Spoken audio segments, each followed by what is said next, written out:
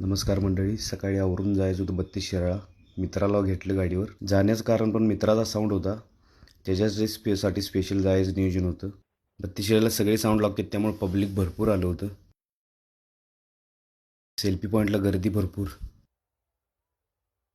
आणि हा मित्राचा साऊंड स्वराज साऊंड मानमोडी. Clean and clear setup.